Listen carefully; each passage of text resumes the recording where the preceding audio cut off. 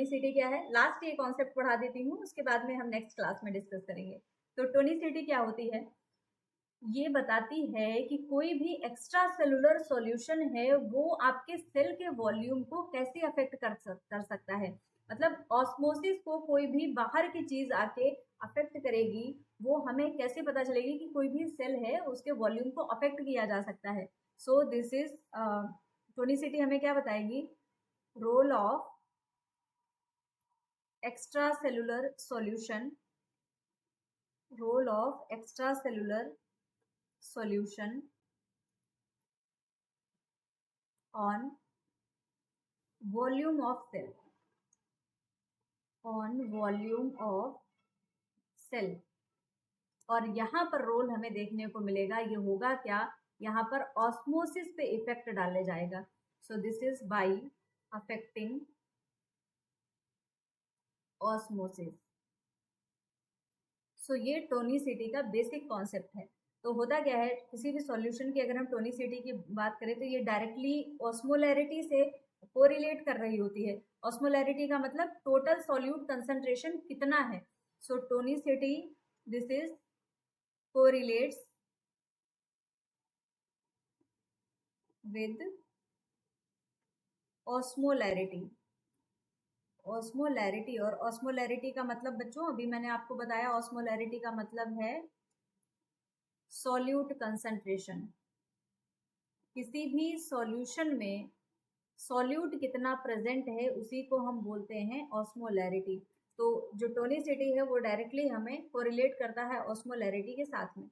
अच्छा, कोई भी सॉल्यूशन है अगर उसकी ऑस्मोलैरिटी कम है तो क्या मतलब होगा, कोई भी सॉल्यूशन है इसकी ऑस्मोलैरिटी कम है, ऑस्मोलैरिटी ये है कम, तो इस केस में क्या होगा, मतलब यहाँ पर ऑस्मोलैरिटी कम है, सॉल्यूट यहाँ पर कम होगा। और अगर सॉल्यूट कम है इसका मतलब है कि यहाँ पर भर भर के वाटर मॉलिक्यूल्स प्रेजेंट होंगे, क्योंकि सॉल्यूट की कंसंट्रेशन है कम, तो यहाँ पर वाटर मॉलिक्यूल्स ज्यादा देखने को मिलेंगे।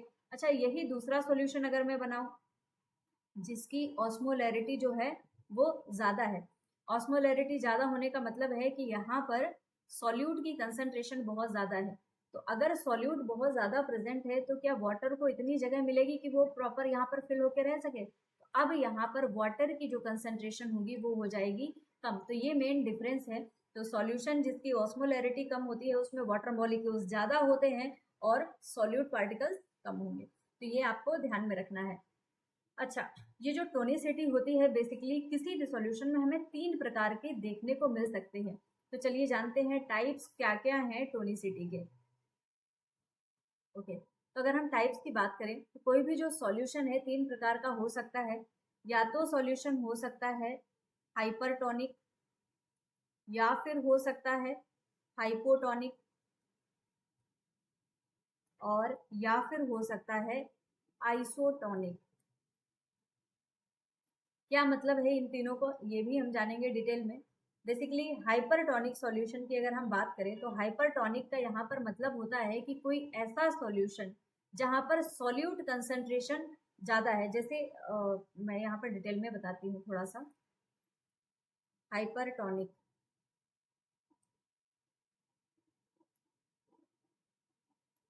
क्या मतलब है हाइपरटोनिक का, देखो कोई भी, जैसे मैंने यहाँ पर एक सॉल्यूशन लिया और सॉल्यूशन के अंदर कोई भी सेल रखी है। अब ये जो सेल है, इस सेल के अंदर जो सॉल्यूट की कंसंट्रेशन है तो वो ज्यादा है यहाँ पर। मतलब जो सॉल्यूशन है बेसिकली यहाँ पर सॉल्यूशन में सॉल्यूट की कंसंट्रेशन ज्यादा होगी और सेल में कम होगी। ठीक है, इसको हम क्या बोल सकते हैं, हाइपरटोनिक। मतलब हम यहाँ पर बात हम जितनी भी करेंगे वो हम सारी करेंगे सॉल्यूशन के रिस्पेक्ट में। तो जो सॉल्यूशन है दिस इज सॉल्यूशन और ये है सेल।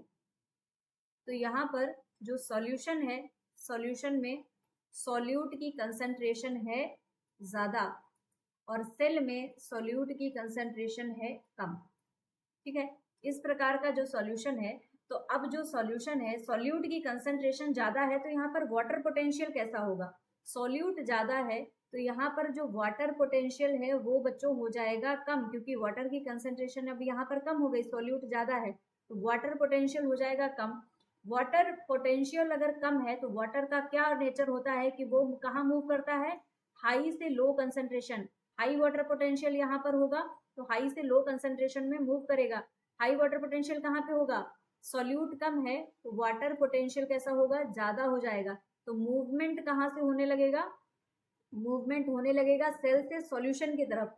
अब सेल से सॉल्यूशन में मूवमेंट हो रहा है तो क्या होगा, सेल के अंदर का सारा सॉल्यूशन निकल जाएगा। सेल क्या करेगी, सेल श्रिंक हो जाएगी, सेल विल श्रिंक।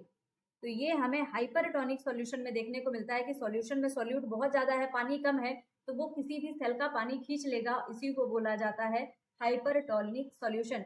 इसमें सेल के अंदर का जो भी प्रोटोप्लास्ट होगा वो श्रिंक हो जाएगा, और इस प्रकार की एक कंडीशन जो सेल में हो जाती है उस कंडीशन को एक नाम भी दिया जाता है, इसको बोला जाता है प्लाज्मोलाइसिस। इस प्रकार की कंडीशन को बोला जाता है प्लाज्मोलाइसिस हो जाना। ओके, हाइपरटोनिक के बाद में जो दूसरा टाइप है वो है हाइपोटोनिक। तो हाइपोटोनिक में बेसिकली कंडीशन जस्ट अपोजिट हो जाएगी। हाइपोटोनिक सॉल्यूशन में क्या होगा, देखिए मैं यहाँ पर बना लेती हूँ, ये कोई कंटेनर है और अगेन यहाँ पर एक सेल को रख लेते हैं। अब यहाँ पे जस्ट आपको रिवर्स कर देनी है कंडीशन। यहाँ पर जो सॉल्यूशन है इसमें सॉल्यूट की कंसेंट्रेशन बहुत ज़्यादा नहीं होगी, यहाँ पर सॉल्यूट बहुत कम प्रेजेंट है, लेकिन जो हमारी सेल है सेल के अंदर भर भर के सॉल्यूट प्रेजेंट है। ठीक है, अब सॉल्यूट ज़्यादा है सेल के अंदर, तो ये है हमारी सेल और ये है सॉल्यूशन। दोनों की कंडीशन समझिए। सॉल्यूशन जो है वो सॉल्यूशन में सॉल्वेंट कैसा है, सॉल्यूशन में सॉल्वेंट है कम, सॉल्वेंट कम है तो वाटर पोटेंशियल कैसा हो जाएगा, वाटर पोटेंशियल ज्यादा होगा। जी अरविंद जी, प्लाज्मोलाइसिस बोलते हैं हाइपरटोनिक सॉल्यूशन में जब सेल होती है। तो अब यहाँ पर सॉल्यूशन में सॉल्वेंट कम है, वाटर पोटेंशियल ज्यादा हो जाएगा, लेकिन सेल के अंदर क्या है, सेल के अंदर यहाँ पर सॉरी, यहाँ पर सॉल्वेंट नहीं है, यहाँ पर ये सॉल्यूट की बात होगी। This is solute. सॉल्यूट कम है तो वाटर पोटेंशियल ज्यादा हो जाएगा, जबकि सेल के अंदर क्या है, सॉल्यूट ज्यादा है, जबकि वाटर पोटेंशियल इसका कैसा हो जाएगा, कम हो जाएगा। अब यहाँ पर मूवमेंट कहाँ हो जाएगा, जो सेल होगी सेल में अब यहाँ मूवमेंट बाहर से अंदर की, क्योंकि हाई वाटर पोटेंशियल से लो वाटर पोटेंशियल में ही तो जाएगा वाटर। अब सेल के अंदर बहुत ज्यादा मूवमेंट होने लगेगा, तो क्या देखने को मिलेगा, सॉल्यूशन से सेल के अंदर मूवमेंट होने लगा है। तो जो सेल होगी, सेल के अंदर पानी भर रहा है, क्या हो जाएगा, जो सेल होगी वो स्वेल कर जाएगी, बहुत ज्यादा वाटर उसके अंदर मौजूद हो जाएगा, अगर वो हाइपरटोनिक सॉल्यूशन में बोला जाए। और अब यहाँ पर सेल के अंदर भाई बाउंड्री है, यहाँ पर उसके अंदर पानी भरते जा रहे हो, पानी भरते जा रहे हो, बलून में आप हवा भरते जा रहे हो, भरते जा रहे हो, एक टाइम पे क्या होगा, ज्यादा उसको प्रेशर को नहीं बर्दाश्त कर सकता ना, फिर वो बलून फट जाएगा। जैसे अब सेल के अंदर आप वाटर को भरते जा रहे हो, भरते जा रहे हो, तो क्या होगा, सेल स्वेल हो गई है, अब उसके अंदर एक प्रेशर क्रिएट हो जाएगा, प्रेशर, यहाँ पर प्रेशर क्रिएट हो जाएगा, उस प्रेशर को बोला जाता है turgor pressure.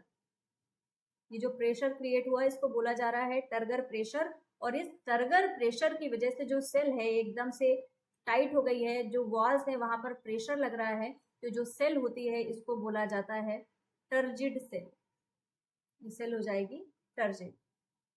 Okay, so this is about the hypotonic solution. चलो लास्ट बचा है हमारा, होता है isotonic solution. This is isotonic solution.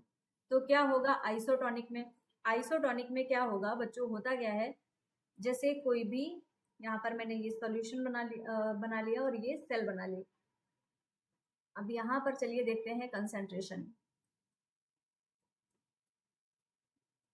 अब यहाँ पर जितना सॉल्यूट प्रेजेंट है सेल के अंदर, ये हमारी सेल है, सेल में सॉल्यूट और जो हमारा सॉल्यूशन है, सॉल्यूशन में जो सॉल्यूट प्रेजेंट है, ये दोनों हैं सेम, दोनों का कंसंट्रेशन है सेम, तो दोनों का ही वाटर पोटेंशियल भी कैसा हो जाएगा, वाटर पोटेंशियल भी हो जाएगा सेम। तो अब यहाँ पर सॉल्यूट कंसंट्रेशन जो है वो सेम है, तो यहाँ पर वाटर पोटेंशियल भी सेम हो जाएगा। तो इस प्रकार का जो सॉल्यूशन होगा, क्या यहाँ पर कोई भी मूवमेंट देखने को मिलेगा? यहाँ पर कोई भी मूवमेंट देखने को नहीं मिलेगा, नो मूवमेंट। और यहाँ पर कोई भी मूवमेंट नहीं होगा, तो इस प्रकार के सॉल्यूशन को बोला जाता है आइसोटोनिक सॉल्यूशन। कोई भी वाटर का फ्लो या वाटर का मूवमेंट नहीं होगा, ना बाहर जाएगा ना अंदर जाएगा। और इस प्रकार की जो सेल होती है उसको हम बोलते हैं फ्लैसिड सेल, फ्लैसिड सेल। या फिर यहाँ पर जो टर्गर प्रेशर होगा वो एकदम जीरो हो जाएगा, तो हम इसको जीरो टर्गर प्रेशर भी बोलते हैं। जैसे कि प्लांट सेल्स हैं, अगर किसी आइसोटोनिक सॉल्यूशन में रख लिया जाए, जैसे कि जो प्लाज्मा मेम्ब्रेन है, अब यहाँ प्लाज्मा मेम्ब्रेन पे क्या होगा, बहुत ज़्यादा फोर्स लग जाएगा बाहर की तरफ।